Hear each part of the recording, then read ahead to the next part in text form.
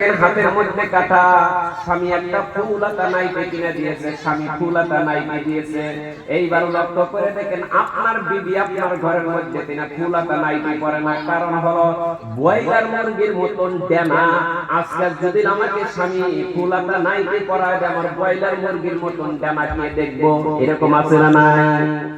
পুরুষদেরকে পাগল বানানোর জন্য আপনাদের মতির অঞ্চলের মহিলারা দেখেন, এবার দেখেন জানার ভিতরে কেটে কেটে কাপড় পরে, কারণ হলো এই ব্রয়লার মুরগির মতন জানা যদি আমাকে মতির যুবকেরা যখন দেখবে, দেখার সঙ্গে সঙ্গে আমাকে 120 পান খাওয়াইবে দাদা, আমাকে বাড়ি বলে ডাকবে, বিয়ান বলে ডাকবে, কত মজা লাগবে। তার কারণে দেখেন জীবনে কোনোদিন ফুলাতা নাইতে পারে না। এইবার মা বলে দিয়েছি, তুমি যখন ঘোড়ার মতন চুল কেটে কেটে রাস্তার মধ্যে বটিটা টান টান টান টান করে যখন ঘুরবা, আমার মতির সরের যুবকেরা, মতির সরের পুরুষরা তো কোনোদিন ভুল করে নাই রে মা।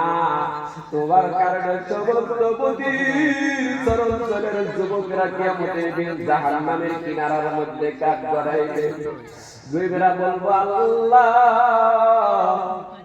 আমরা মতির সরের ভিতরে ছিলাম, আল্লাহ জীবনে তো কোনোদিন আমরা খারাপই করি নাই, কোনোদিন ব্যাকাম করি নাই। আমার আমল নামায় কেন আজকে তুমি খারাপই লিখে দিলা, ব্যাকাম লিখে দিলা? আল্লাহ রাব্বুল আলামিন বলে দিয়েছেন, ও আমার বান্দারা তোমরা দেখো, ফামাই ইয়ামাল মিসকালা যাররাতিন খায়রা ওয়া মান ইয়ামাল মিসকালা যাররাতিন শাররান ইয়ারা। যারা পরিমাণ ভালো, যারা পরিমাণ খারাপ, আপনার আমল নামায় টিভির মতন দিল্লিক দিল্লিক করে যখন আল্লাহ বাসায় দেখবেন, রে বাবা রে, আমার আমল নামায় জিনা জিনা জিনা, আমি জীবনে কোনোদিন জিনা করি নাই, আমার আমল নামায় কেন জিনা লেখা হয়ে গেল? প্রত্যেকটা মতির চরণশৈলীর ভিতরে যতগুলা যুবক আছে, প্রত্যেকটা যুবক আল্লাহর কাছে বলবো, আল্লাহ আমি তো কোনোদিন জিনা করি নাই, আল্লাহ আমার আমল নামায় কেন তুমি জিনা লেখা? আমি তো জীবনে জিনা করি নাই আল্লাহ। এইবার দ্বিতীয় নাম্বার পিকচার লেখা হবে, আপনি জিনা করেছিলেন, ওই দেখেন মতির চরণশৈলীর ভিতরে সলিমুদ্দিন মাস্টার ছিল রে বাবা, যেরকম মহিবুল ভাই আছে, আমার মহিবুল ভাইয়ের ঘরের ভিতরে একটা মেয়ে আছে, মেয়েটা যখন কলেজের সময় চলে গিয়েছে, টাইটের কাপড় লাগায় ঘোড়ার মতন চুল কেটে কেটে রাস্তার মধ্যে চলে গিয়েছে, ওই মেয়ের ভোটের দিকে আমার চোখ চলে যায়, যায় না নাই বাবা? আল্লাহ রাব্বুল আলামিন কি বলবো, আল্লাহ ওই মেয়ে যদি ভোটের টান টান করে না ঘুরতো, আমরা পুরুষেরা তো ওই মেয়ের দিকে লক্ষ্য করতাম না, তাকাইতাম না। আল্লাহ গো, ওই মহিবুল ভাই মেয়েকে যতক্ষণ পর্যন্ত সম্মুখে কাঠ না গড়াইবেন, ততক্ষণ পর্যন্ত মতির সর যুবকেরা একটাও জাহান্নামে কদম দিতে পারবো না। আল্লাহ রাব্বুল আলামিন এবার ওই মহিলাকে ডাক দেওয়া হবে, ওই মহিলাকে ডাক দেওয়ার সঙ্গে সঙ্গে মহিলা বলবো, রব্বানা আরিনাল আযাব, আল্লাহ আমাকে কে বিভ্রান্ত করে দিল, আল্লাহ আল্লাহ কি আমাকে গোমরাহি করেছে, আল্লাহ আমার ঘরের মধ্যে একজন নেতা ছিল, আল্লাহ আমার নেতা কোনদিন আমাদেরকে পর্দার কথা বলে নাই, আমার নেতা কোনদিন আমাকে সুবহি মুক্তি দেওয়ার কথা বলে নাই, আল্লাহ যতক্ষণ পর্যন্ত আমার ওই বাবাকে তুমি সম্মুখে কাট না গড়াইবে, ততক্ষণ পর্যন্ত আমি নিয়ে জাহান্নামে কদম দিতে পারবো না। নিয়ে যখন বাবাকে ডাক দেওয়া হবে, বাবা যখন সম্মুখে দাঁড়ায় পড়বে, কোরআনের মধ্যে রয়েছে ওই সমস্ত নেতাদেরকে ইমানদারে পদোন্নতি করবে, নাজআলহুমা তাহতা কদামিনা লিয়াকুনা মিনাল আসফালিন, ওই সমস্ত মেয়েদেরা বাবার বুকের মধ্যে লাথি মেরে মেরে তারা জাহান্নামে নিক্ষেপ হবে। বলো নাউযুবিল্লাহ। বাবারে তোমাদের পায়ে ধরে বলছে, বাবা তোমরা ভালো করে শুনে রাখো, মেয়ে কিন্তু বাবাকে বুকে লাথি মারার জন্য আল্লাহ পাঠাই নাই, মেয়ে জাতটা হলো, মহিলা জাতটা হলো জান্নাতি জাত। বলুন সুবহানাল্লাহ। আপনার ঘরের মধ্যে একজন মহিলা আছে, একজন কন্যা নিয়ে আছে, বাবার জন্য একটা জান্নাত, দুই নম্বর মেয়ে আছে বাবার জন্য দুইটি জান্নাত, তিন নম্বর মেয়ে আছে বাবার জন্য তিনটি জান্নাত। আল্লাহর নবী বলে দিয়েছেন, তিন কন্যার পিতা আমি মুহাম্মদ সাল্লাল্লাহু আলাইহি সাল্লাম কিয়ামতের দিন একসঙ্গে জান্নাতে চলে যাব। বলুন সুবহানাল্লাহ। এইবার বাবাজি শোনো, এই বৌদ্ধদের ভিতরে মেয়ের বাবা আমরা অনেক আসিরা নাই, মেয়ের বাবা আছে না নাই বাবাজি? মেয়ের বাবা কে কে আছে? জান্নাতি বাবা কে কে আছে? হাতটা তুলে একবার দেখায়া দে। আল্লাহ, এই পৃথিবীর জমিনের ভিতরে আল্লাহ তোমার বান্দারা পাগলের মতন হয়েছে। আল্লাহ তুমি ভালো করে শুনে রাখো। মেয়ে হলো একটা, মেয়ে মানে একটাই জান্নাত, দুইটি মেয়ে মানে দুইটি জান্নাত, তিনটি মেয়ে মানে তিনটি জান্নাত হলো। আজকে মদিনা অঞ্চলের ভিতরে জান্নাতি বাবাদেরকে নিয়ে আমি দিনে মজবার ভিতরে বসিয়েছি। হযরত আয়েশা সিদ্দিকা একটা ঘটনা মনে হয়ে গেল। এ পুরুষ তোমরা শুনিয়া রাখো। হযরত আয়েশা সিদ্দিকা বলতেছেন, ইয়া রাসূলুল্লাহ, ইয়া রাসূলুল্লাহ, আপনি তো কোনদিন আপনার মেয়েদেরকে নাম ধরে ডাকলেন না, আপনার মেয়েদেরকে মা মা মা বলে কেন ডাকা হয়? নবীজি চোখের পানি জোর জোর করে ছেড়ে বলতেছেন, আয়েশা রে আয়েশা, তুমি ভালো করে শুনে রাখো, আমার মেয়েদেরকে আমি নাম ধরে ডাকতে পারি না, কারণ মেয়েদেরকে মা মা মা বলে আমি ডাক দেই। বলতেছেন কি জন্য ডাকবেন? আল্লাহ রাসূল বলেছেন, আয়েশা রে তুমি কি জানো না, আমি নবীজিকে যখন তায়েফের জমিনের ভিতরে একবার না রে বাবা, দুইবার না, তিনবার করে জমিনের মধ্যে যখন বেহুশ করে আমি নবীজিকে যখন ফালাইয়া দিল, আমি নবীজি হাঁটতে পারি না, আমি নবীজি হাত উঠাইতে পারি না, পা উঠাইতে পারি না, আমি নবীজি আম্মা আম্মা বলে ডাকতাম, বাবা বলে ডাকতাম, আমার সঙ্গে কেউ ছিল না, আমি শুধুমাত্র আমার সঙ্গে একজন সাহাবী ছিল, যে সাহাবীর নাম ছিল হযরত যায়েদ। যায়েদের কাঁধের উপর হাত দিয়ে যে যখন চলে গেলাম নিজের হুজরার দিকে, এইবার বাবারে এই বৌটুকের ভিতরে যতগুলা বাবা আছেন, মেয়েদেরকে আমরা বিবাহ দেই না নাই বাবাজি? হঠাৎ করে যদি আপনি গাড়ি অ্যাক্সিডেন্ট হয়ে যান, আপনাকে যদি কেউ মার দেয়, আপনার শরীরে কেউ যদি আঘাত করে, আপনার মেয়েগুলি যদি এইবার গাছপাড়া গ্রাম থেকে যদি শোনে আমার বাবা গাড়ি অ্যাক্সিডেন্ট হয়েছে, আমার বাবাকে কে গাড়ি মারি দিয়েছে, মেয়েরা স্বামীর বাড়িতে আব্বু আব্বু বলে বাবার সেখানে বসে যায় না নাই বাবাজি? এইবার বাবাজি শোনো, আপনার মাথার ভিতরে বিষ উঠে গেছে, আপনার বিশেষ যন্ত্রণায় সহ্য করতে পারেন না, কিন্তু লক্ষ্য করে দেখুন বাবা, আপনার ঘরের ছেলেরা দেখেন কোনদিন বাবার মাথাটাকে মালিশ করতে যায়, বাবা জিন্দে কেউ যাবে না, কিন্তু ঘরের মধ্যে যদি একজন মহিলা থাকে, মেয়ে থাকে, মেয়ে বাবার মাথার মধ্যে বিষ ওঠার সঙ্গে সঙ্গে আব্বা আব্বা বলে বাবার চিতারের মধ্যে তেল মালিশ করে দেয় না নাই বাবাজি? কারণ হলো আল্লাহর নবীকে তাইফের ছেলেরা যে মার দিয়েছিলেন, একটা মেয়ে দেখার জন্য চলে গেলেন। ও বাবা বাবা গো, তোমাকে যারা মার দিয়েছে তাদের জন্য কি তুমি শেখায়ত জানাইতে পারো নাই? যারা তোমাকে মার দিয়েছে তাদের জন্য কি তুমি কোনো বরদোয়া তুমি মেরে দিতে পারো নাই? আল্লাহর রাসূল বলে মা মা, তাদের জন্য যদি বরদোয়া মেরে দিতাম, তাদের জন্য যদি শেখায়ত জানাইতাম, আমার আল্লাহ দুই পাহাড়ের সিপা দিয়া দুনিয়ায় নিয়ে তাদেরকে টুকরা টুকরা করে দিত, আমি নবীজি কানে শোনাইতাম লা ইলাহা ইল্লাল্লাহু মুহাম্মাদুর রাসূলুল্লাহ। এইবার তিনটি মেয়ে ঘর থেকে বাহির হয়ে চলে গেল।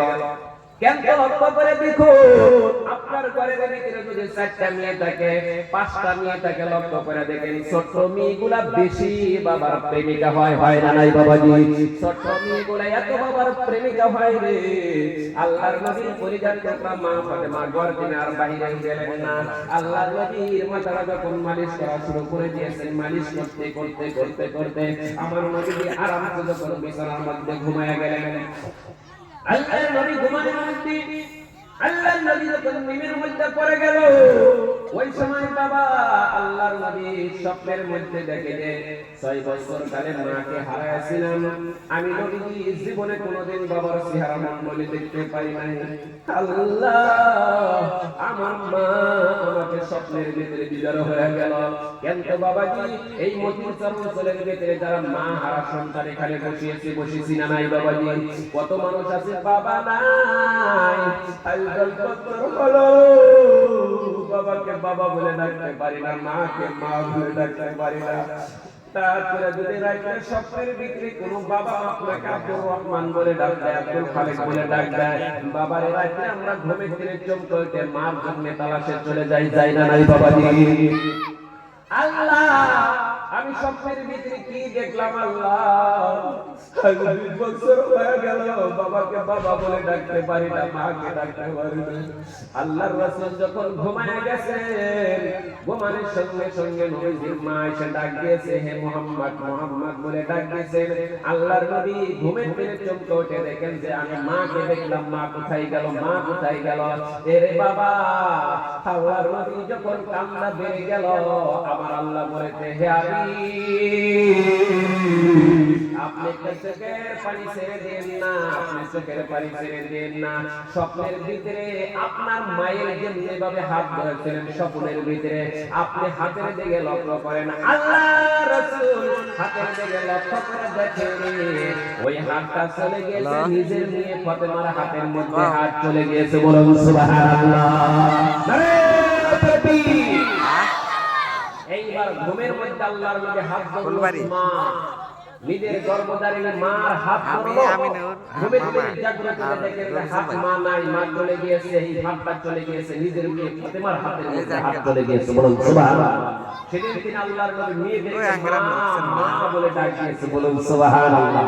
আগামী কাল থেকে এই বউটুকে যারা আমরা বসিয়েছি, ইনশাআল্লাহ যার ঘরে ভিতরে নিয়ে আসে, আম্মা আম্মা মা বলে ডাক দেব। কে কে হাত তুলে দেখায় দেন। নারে তাকবীর, নারে তাকবীর।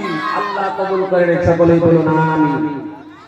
হ্যাঁ, এইবার বাবাজি লম্বা কথা, বাবাজি আর কথা বলি না বাবাজি, অনেক সময় হয়ে গেছে, আর লম্বা লেকচার করব না বাবাজি। কিন্তু যে উদ্দেশ্য এখানে বসে হাসিল করে, এইবার বাবাজি ভালো লাগছে। এই তুমি যাইছো না একবার, আপনাদের চেহারা দেখার পর তো ওই বিদেশ ওটা ওয়াজ করতেছে ভাগ্যবতী মাই সন্তান ভিতরে আসে নাকি। একদিন হলো আমাকে পেটের মধ্যে দিন তালিমের ভিতরে বসিয়েছিল, দিন তালিমের ভিতরে বসিয়েছিল। ওটা আরেক মাদ্রাসা, এটা আরেক মাদ্রাসা। হুজুরদের কথা শোনার ইচ্ছা হয়, হুজুরদের কথা শুনলে ভালো লাগে। কারণ হলো এই কোলের ভিতরে সমস্ত মানুষগুলো হলো জান্নাতি মানুষ। বলুন সুবহানাল্লাহ।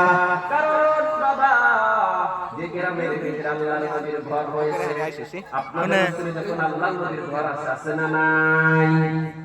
এই যে মাদ্রাসাটা আপনারা বানাইছেন বাবা, মাদ্রাসার তালবে ইলমের এত বরকত। একজন মানুষ যখন কবরের ভিতরে চলে যাওয়ার আগে যে জানাজার লিস্টে আমরা লাগাই না নাই বাবা?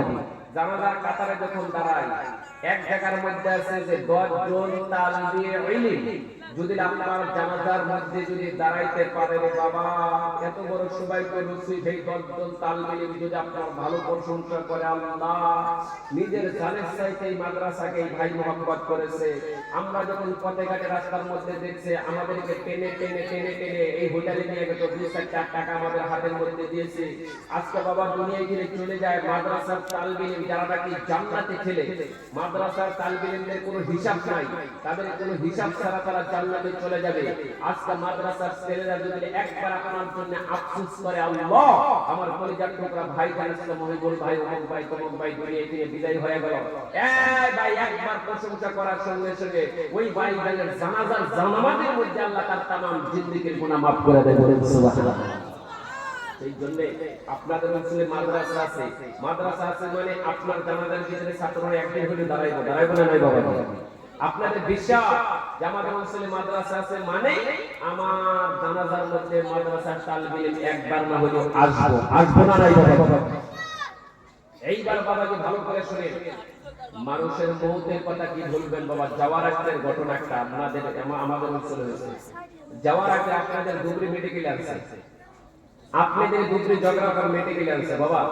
ভালো মানুষ রাত্রে ঘুমিয়ে গেছে, ভালো মানুষ রাত্রে ঘুমাইতে রাজমিস্ত্রি কাম করে গেছিল। আমার বাড়ির সাথে রাজমিস্ত্রি কাম করে খায় বাবা।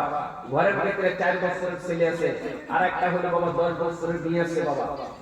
ওই ছেলেটা দেখেন হঠাৎ করে রাত্রে মাথা উঠাইতে পারে না, কথাই বলতে পারে না। এমনি ভাবে বাবাজি হাসপাতালে নিতে নিতে আপনাদের ধুবড়ি মেডিকেল কলেজে যখন নামলেন, আনার সঙ্গে সঙ্গে আল্লাহ তাআলা দুনিয়া থেকে বিদায় করলো। ওই দিন আমি একটা লক্ষ্য করে দেখলাম বাবা, এই যে আলতারা বাসের মধ্যে আমার একটা ছেলে উঠছে, ওটার হাতে যে ধরছে পিছনে ভাইকে পিছনে ব্যাগ আছে বাবা। গুয়াহাটিতে যাব, মাথা চক্কর দিলে সাথে সাথে মানুষ দুনিয়া থেকে বিদায়। যে জামানাটা এসে গেছে বাবা, যে জামানার ভিতরে মানুষ হাঁস মুরগি যেমনি ভাবে বিদায় করে, তার চাইতে মানুষ স্পিড দুনিয়া থেকে চলতে গেছে। এত স্পিডে মানুষ দুনিয়া ছেড়ে চলছে। এই বাবা, এই যে মুরব্বীরা এখানে বসে আছেন, আল্লাহর কসম করে বলো প্রত্যেকটা মুরব্বী যে আমি যখন আমার 30 বছর 22 বছর যখন বয়স ছিল, আমরা নিজেরা দেখেছি একজন মানুষ যখন এলাকায় থেকে আল্লাহ দুনিয়া থেকে বিদায় করছে, কমসে কম 1 মাস 1.5 মাস 2 মাস পর্যন্ত আল্লাহ বিছানার মধ্যে বেমার দিয়ে রাখছে না নাই বাবা? 2 মাস পর্যন্ত আল্লাহ বেমার বিছানার মধ্যে রেখে দিয়েছে। কথাটা বুঝতেছেন কি বাবাজি? 2 মাস পর্যন্ত বিছানার মধ্যে বেমার দিয়ে আল্লাহ রাখছে। আপনাকে দেখা করার জন্য হাজার হাজার মানুষ চলে গিয়েছে, চলে যা বলতেছেন ভাই আপনার সঙ্গে অনেকদিন উঠা বসা ছিল, আপনার সঙ্গে অনেকদিন ঘুরছি, একসঙ্গে লড়ছি, আল্লাহ রাস্তা আমাকে মাপ দেন। বেমারিকে আমরা বলে হাত ধরে মাপ নেই না নাই বাবা? মানে আপনাকে মাপ নিলেন মানে আপনার গুনাহ মাফ হলো। আর আল্লাহর নবীর সুন্নাত হলো বেমারি দেখাটা আল্লাহর নবীর সুন্নাত, বলেন সুবহানাল্লাহ। এই যে দেখেন আপনাকে হাজার হাজার মানুষ দেখা করার জন্য চলে যায়, কারণ আল্লাহ তাআলা আপনার গুনাহ মাফ হইতেছে।